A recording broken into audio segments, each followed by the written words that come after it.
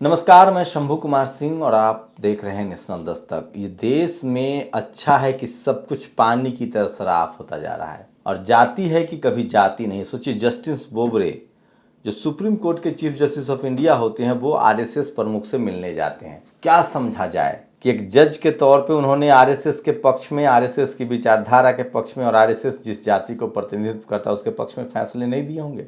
इसलिए मैं कह रहा हूं कि इस देश में सबसे ज़्यादा जो एससी एसटी ओबीसी माइनॉरिटी बहुजन के खिलाफ फैसले आते हैं वो जुडिशियरी से आते हैं। इसीलिए जब तक जुडिशियल कमीशन लागू नहीं होता है, जब तक उसमें एससी एसटी ओबीसी माइनॉरिटी को रिजर्वेशन नहीं मिलता है, एग्जाम नहीं हो, तब तक ये कहने में गुरेज नहीं होना चाहिए कि ये न्यायालय जो है ये मनुवादियों का अड्डा है। सोचिए, कॉलेजियम सिस्टम से ये लोग जज बनते हैं। हाई कोर्ट, सुप्रीम कोर्ट में जजों की भर्ती के लिए कोई एग्जाम नहीं होता है। और अब भी जब महिलाओं को जज बनाना हो तो भी वो बहुजन महिलाएं नहीं हैं। SC ST OBC minority tribal के एक भी जज नहीं है। खानापूर्ति के लिए एक एससी, एक ओबीसी, एक क्रिश्चियन, एक माइनॉरिटी डाल दिया जाता है। सोचिए, जस्टिस कर्नन ने किस तरह के भ्रष्टाचार के आरोप लगाए थे, उनको जेल में डाल दिया गया था।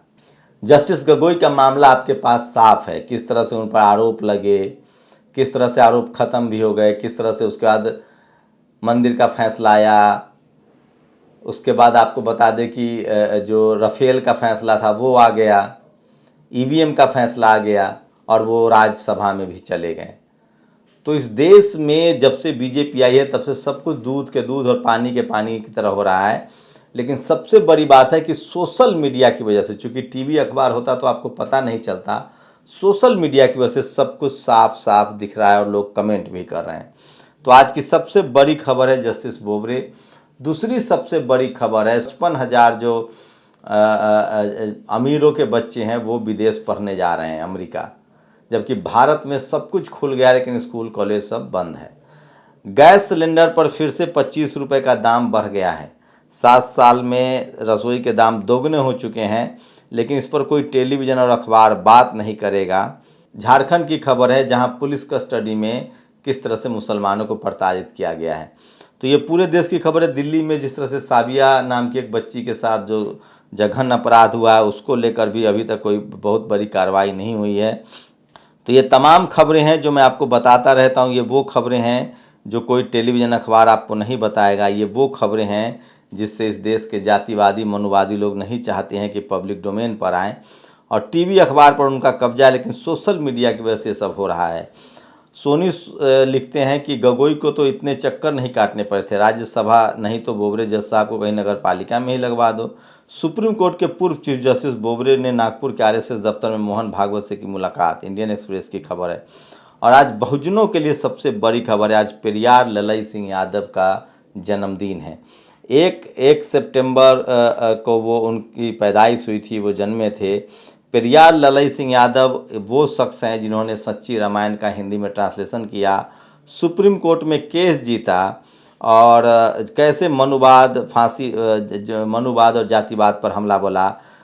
ललई सिंह यादव के एडवोकेट बनवारी लाल यादव ने सच्ची रामायण के पक्ष में जबरदस्त पैरवी की। 19 जनवरी 1971 को कोर्ट ने जब्ती के आदेश निरस्त करते हुए सरकार को निर्देश दिया कि सभी जब्तशुदा पुस्तकें वापस करे और अपील करता ललई को 300 रुपये मुकदमा खर्च दे। सुप्रीम कोर्ट में ललई सिंह यादव की जीत, फिर वो सुप्रीम कोर्ट में जीते। अशोक पुस्तकालय का प्रारंभ, किताबों का लेखन, उन्होंने 5 नाटक लिखे, अंगुलीमाल, शंभुक वध, संत माया बलिदान, एकलव्य, नाग यज्ञ नाटक। तो ये तमाम जो बहुजन लोग थे उन्होंने अपने अधिकार, अपनी जान की बाजी लगाकर 1 सितंबर 1911 को उनका जन्म हुआ था और 7 फरवरी 1913 को वो परिनिर्वाण को प्राप्त हुए। लेकिन ये टीवी अखबार आपको नहीं बताएगा आपके महापुरुषों के बारे में, क्योंकि उनको कल्चरल हेजमनी से डर लगता है, उनका कल्चरल हेजमनी टूट जाएगा। बैंक ऑफ बड़ौदा के 900 शाखाओं को बंद करेगा, बेरोजगारी का ये आलम है। और आज ललई सिंह यादव को लेकर राजेंद्र प्रसाद सिंह ने 2019 में लिखा था, दुनिया के प्राय प्रमुख धर्म वास्तव में उदार धर्म है, काम कीजिए इस जन्म में और फल मिलेगा अगले जन्म में। बौद्ध धर्म ही नकदी है जिसका फल इसी जन्म में मिल जाएगा। पेरियार ललई सिंह यादव ने ये लाइन ली थी, बड़ी लाइन थी। और ये देखिए, ये प्रकाश केरे ने लिखा है कि रिपब्लिक टीवी जो अर्नब गोस्वामी का चैनल है उसने तालिबान के संस्थापक मुल्ला उमर के बेटे मुल्ला याकूब की फ़ोटो, जो उपलब्धि नहीं की जगह मेरठ उत्तर प्रदेश के बसपा नेता हाजी याकूब कुरैशी की फ़ोटो लगा दी। ये देखिए इस तरह से चीज़ें हैं। और लगातार मैं बार बार कह रहा हूँ कि सोशल मीडिया है, बहुजन मीडिया है। और यूपी में अमिताभ ठाकुर को मैंने ईमानदारों की लिस्ट में, बीपी सिंह, अर्जुन सिंह की लिस्ट में डाला है। वो मायावती अखिलेश के खिलाफ आंदोलन चलाते थे, लेकिन अब योगी के खिलाफ भी आंदोलन चला रहे हैं।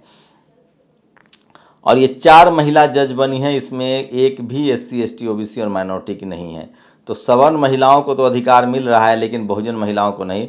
और अब बात देश की सबसे ताकतवर बहुजन महिला वकील सीमा समृद्धि की, जो हाथरस की बेटी की भी लड़ाई लड़ रहे हैं। उनको हाथरस के आरोपियों की तरफ से धमकी दी जा रही है, गुंडागर्दी की जा रही है। इससे पहले वो निर्भया केस भी लड़ चुकी हैं।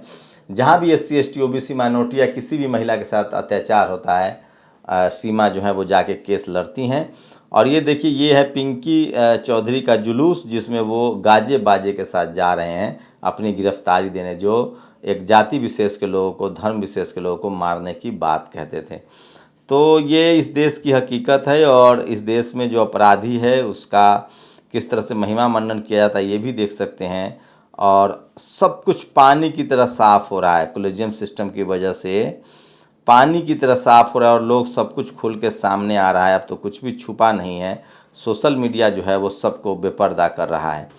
और सबसे बड़ी खबर है, 5 सितंबर को किसानों की मुजफ्फरनगर में बड़ी बैठक होने जा रही है। वहीं 6 सितंबर को लखनऊ में 69,000 शिक्षकों की भर्ती के जो भ्रष्टाचार हुआ है उसके खिलाफ भी बड़ा आंदोलन चल रहा है। ये टीवी अखबार आपको नहीं दिखाएगा, इसलिए मेरी नैतिक जिम्मेदारी है कि आपको सारी बड़ी खबरों से अपडेट किया जाए। आपकी क्या प्रतिक्रिया, अपनी प्रतिक्रिया जरूर दीजिए। शुक्रिया। नेशनल दस्तक की आपसे गुजारिश है कि अगर इसको बचाना चाहते हैं तो नेशनल दस्तक को सब्सक्राइब करने के लिए रेड कलर के सब्सक्राइब बटन को दबाएं, फिर बेल आइकन की घंटी दबाएं। नेशनल दस्तक को बचाने के लिए बहुत जरूरी है कि हर खबर को शेयर करें, लाइक करें, कमेंट जरूर करें।